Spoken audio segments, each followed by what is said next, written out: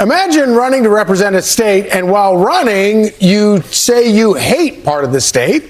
That's what Michigan Senate candidate Abdul El-Sayed did in a resurfaced clip from 2021 when he was running for Michigan governor. Here to react is music legend and Michigan native Kid Rock. No one loves Michigan more than Kid Rock.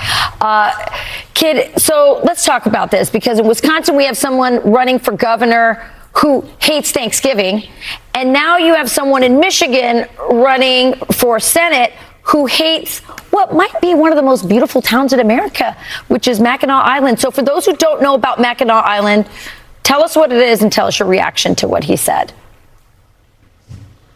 He's an idiot. I know they're already trying to spin it that he was talking about the political conference up there. No. He said, I hate this place.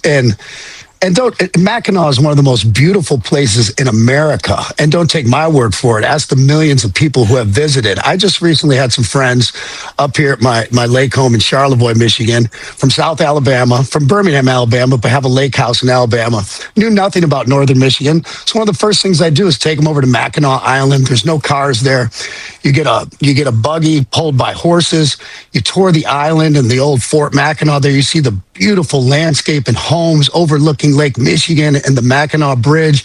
And then my favorite thing to do, one of my favorite things on earth, is to end up at the Grand Hotel, which is one of the largest front porches in the world, if not the largest in America, lined with American flags.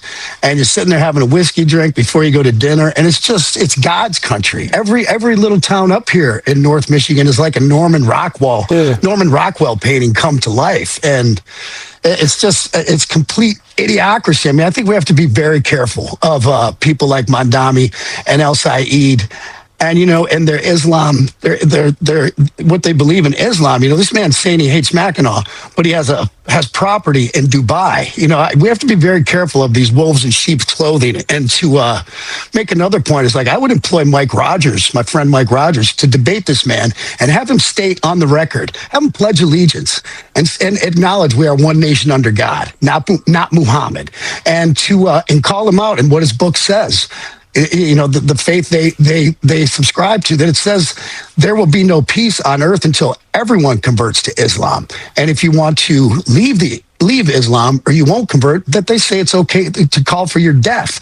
I mean, my Democratic friends, not these crazy liberals, but my Democratic friends and independents need to take a hard look at what this teaches, because it's very scary. I believe Charlie Kirk was right when he said this has no place in Western civilization, especially America. And before we even get into debating these crazy socialist and communistic policies they want to implement, I think we need to get down to some real brass tacks and have them state on the record that they know that Sharia law has no place and never will in this country. And God forbid it tries to. Our grandchildren are going to be fighting that war. So as you point out, his campaign tried to say he was just talking about the conference, but then they also said, they tried to make a joke about what he said about Mackinac Island, saying, who could love an island that doesn't allow automobiles? That was going to get him out of trouble in Michigan. Is that going to work? Yeah, I mean, the Motor City. I mean, come on. I mean, Idiocracy Part 2. This is just insane to even debate it. Anyone who looks at pictures who has ever visited this island, it is God's country. It literally is. It is one of the most beautiful spots on earth. And I hate even being on here with beautiful Lake Charlevoix in the back of me, because we kind of keep this as our own little secret up here. And now I'm kind of letting the whole world know about it. Too much. I might be in a lot of trouble up here.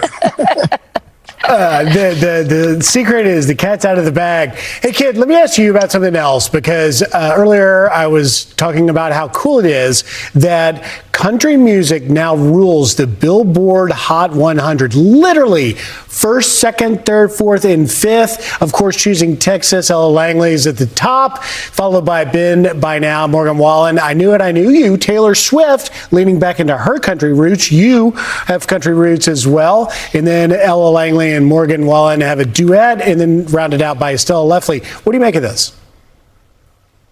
Well, for better or for worse, I had a song called Cowboy years ago that kind of started a lot of this, for better or for worse, with mixing hip hop and country music, which really that's a big part of what someone like my friend Morgan Wallen does. I love Ella Langley. She's just the cat's pajamas and a friend.